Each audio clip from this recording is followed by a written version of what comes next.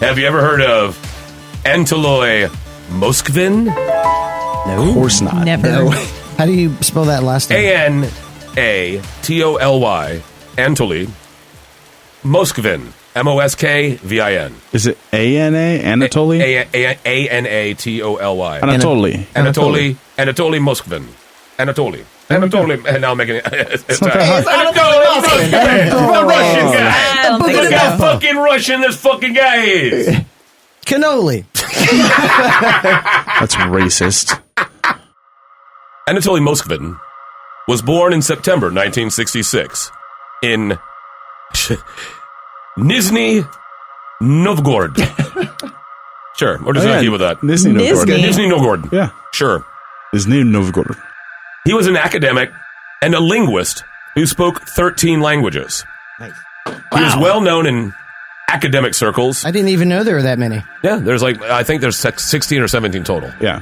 It's about that. He was well known in academic circles for his knowledge of Celtic history and folklore. He also had a deep interest in cemeteries, burial rites, death, and the occult. He has been described as a genius, but slightly eccentric. He led a solitary life, duh. Never married, duh. Lived with his parents, double duh. Jesus. They traveled most of the year. So he had his own little separate apartment that he lived in, and they were gone most of the year. And he was supposedly a virgin. He lectured at local universities, wrote several books, and contributed to different newspapers and publications. Okay. So he at least led a somewhat productive life as a citizen. Yeah, he was supposedly very intelligent. Yeah. And he described himself as a necropolyst. He was a necropolyst. Meaning... dead. Okay. Yep. City of the Dead? Necropolis. Necropolyst. Not a necropolis, but a necropolist. He was also an expert on all the local cemeteries. Like this one. How so? Yeah, an expert. It seems his interest in the dead began at a young age. When he was 12, he witnessed a funeral procession of an 11-year-old girl. Muskvin alleged that the participants forced him to kiss the dead girl's face. Oh. He wrote, quote, "An adult pushed my face down to the waxy forehead of the girl in the embroidered cap, and there is nothing I could do but kiss her as ordered." This interest in the dead would slowly become an obsession. Jeez. In 2005, a fellow academic and publisher commissioned Muskvin to summarize and list the dead in more than 700 cemeteries.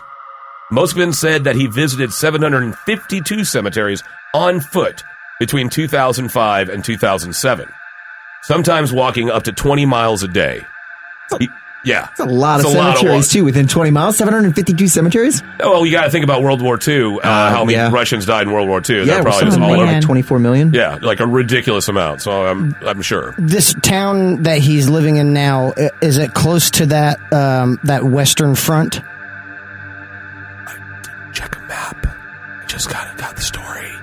I didn't, grab a fucking globe. I'll just assume it's right next to Germany. So, yeah, it's right there. He said that he would drink from puddles, spend nights in haystacks and abandoned farms. Sometimes he would sleep in the cemeteries themselves. He's really Huckleberry Finn in it. Like any true academic. Right? Yeah, he's just doing it right, just really getting in it. Getting a chance to have an adventure, like mom and dad are off on vacation. Go walk around, sleep in haystacks. I'm the graveyard tramp. Stealing apple pies off of windowsills.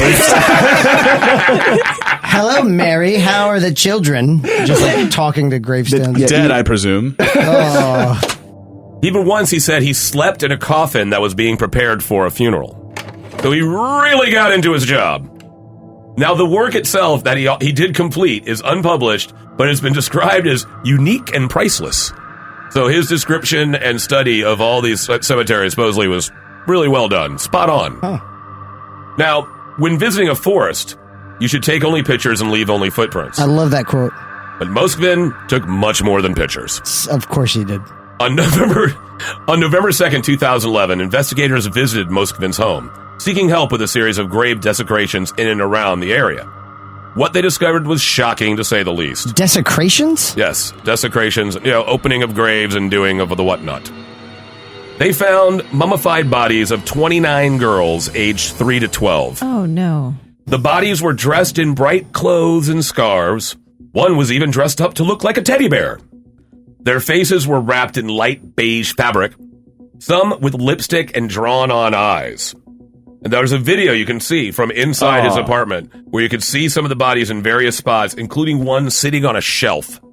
Just, you've heard of elf on a shelf? How about a corpse on a shelf? Like a young child, like a doll? Like a 3-year-old, baby girl just sitting on a shelf, but it's all wrapped up, and it's all a corpse inside, doll outside, basically. So so some graves were being tampered with, desecrated. How did they find this guy? Because he was known for being an expert on the local cemeteries and everything. They just didn't realize how closely associated with the cemeteries he was. So did they go for, ask him for help, and then they were like, oh, this is the dude?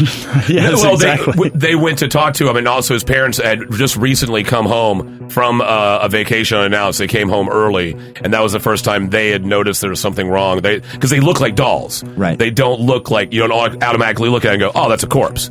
It looks like a weird doll. And so the parents were kind of like, we need to check this out.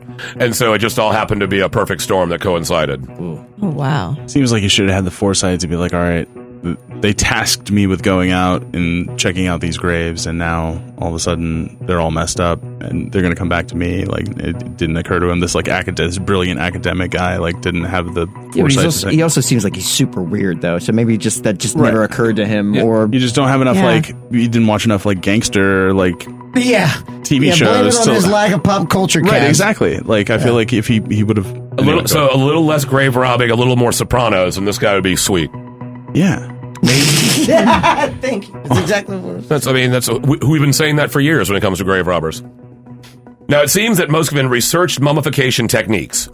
He dried the bodies using a combination of salt and baking soda, and then he would cache the bodies somewhere secure in a dry place around the cemetery. So he'd do this on spot. Once they were cured, he would take them back to his home. Like that, they were cured. Cured? Like a sausage or something? That made me cringe. How long would he let them sit for? It depends on how long the body had been dead. If it was a fresher body, it would take longer. And he'd like the fresher ones, like we all do. Requires a delicate touch to cure it just right. Right. Here at Muskvin Farms, we lovingly hand package all of our doll baby corpse things. Making doll baby dead things since 2011. Making baby dead things.